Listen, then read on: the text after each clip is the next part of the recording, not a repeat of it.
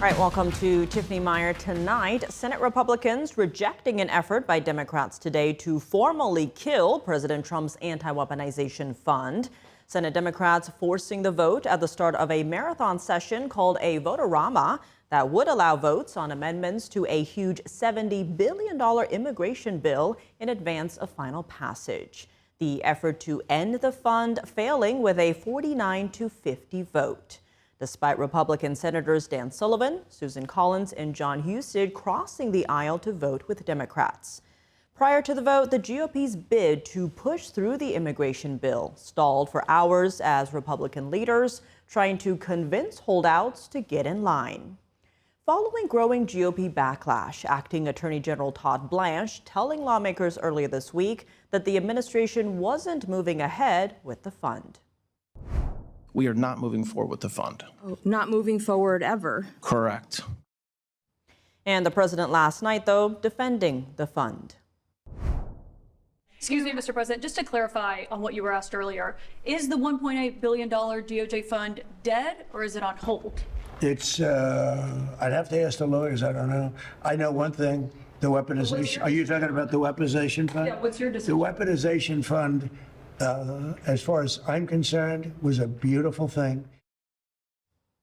And we'll talk about the bigger picture with NTD's Chris Bob in just a moment. But first, joining me now, Republican strategist and former executive director of the Georgia Freedom Caucus, Katie Frost. Katie, thank you so much for joining us. Great to see you. Now, amendments today failed, but we've seen in just the past few days several efforts by lawmakers to block the fund. Now, today, Senators Booker and Cassidy filed a brief in the lawsuit that halted the fund. They argue that the mechanism gives Congress the runaround.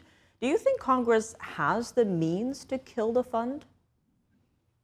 It's wonderful to be with you this evening, Tiffany. You know, this is going to be one of those things. President Trump is in a position where there's going to be a lot of negotiating back and forth with the Senate. We saw another key piece of his legislative agenda, the SAVE Act, come up for a vote today.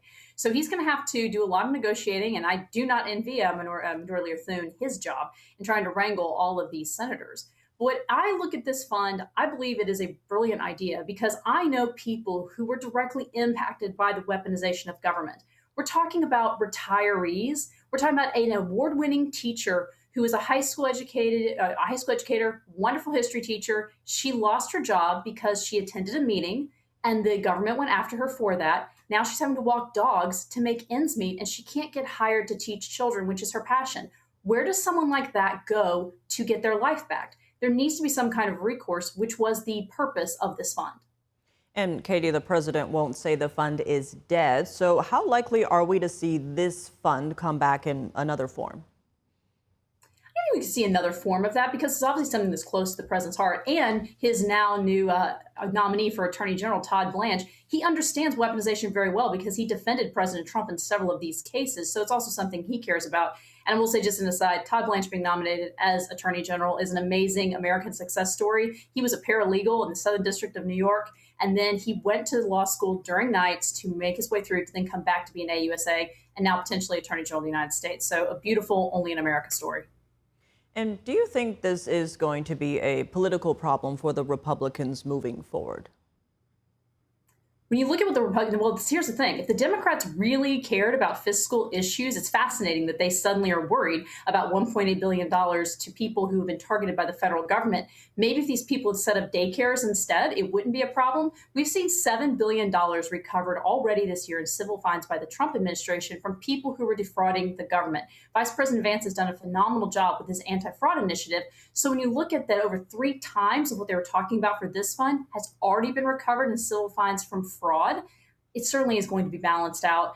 Will it come back in a different form? I think so at some point because people understand just how terrible the weaponization of the Biden administration was, and there needs to be some recourse for these victims. And Katie, the president did campaign on exposing government weaponization and promised justice and retribution to those victims. How likely is he to face additional backlash if he drops the fund? We'll have to see. And there's a long time between here and November. But ultimately, the people who are impacted, they need to have recourse because, like, I knew another woman, a sweet grandma in her 80s. She barely understands how to use her iPhone. And next thing you know, the FBI wants to show up and get all of her phone records. She has to get legal counsel. How is she going to afford that on a Social Security paycheck? These are the kind of cases that these people need to have some kind of recourse. And I'm grateful they have advocates and President Trump and certain members of Congress. But there, of course, are those holdouts who are voting against the SAVE Act, who are voting to kill the weaponization fund. So we'll see what happens. All right, Katie Frost, thank you so much for joining us. My pleasure. Thank you. And joining me now with more, Chris Bob, NTD's political correspondent. Chris, thanks for being here. I know you've been following this drama and fallout surrounding the fund. So what stood out to you today? Well, today the top story is reconciliation. This is something that, formerly being a congressional correspondent, I've been waiting on for months now. We have the opportunity to finally end the shutdown if funding for ICE and CBP is passed. Weaponization fund is a later creep into the whole agenda, and it unnerved a lot of lawmakers. They didn't like seeing it. They had been preparing to pass a clean version of reconciliation by the Republican standards that would only tackle ICE and CBP funding and some other programs under DOJ. And now Senator Schumer, when he began, he introduced legislation to recommit, an amendment to recommit the reconciliation so they can get rid of the Anti-Weaponization fund. That did not go through. Then Senator Tillis of North Carolina tried to do something a little bit different, but he tried to take the fund, move it over to DOJ for fraud, and then that didn't work. It actually failed on a much wider margin. You got 1584 on that one. So I don't know. I don't know if it's going to be repackaged like the other guests said. It seems it's something that they want to skirt away from. Well, that is my next question. Do you think the fund will come back in a different form? I don't think so, no. And I don't say that with any certainty because, things in Washington change quite quickly. But the priority has been getting reconciliation done.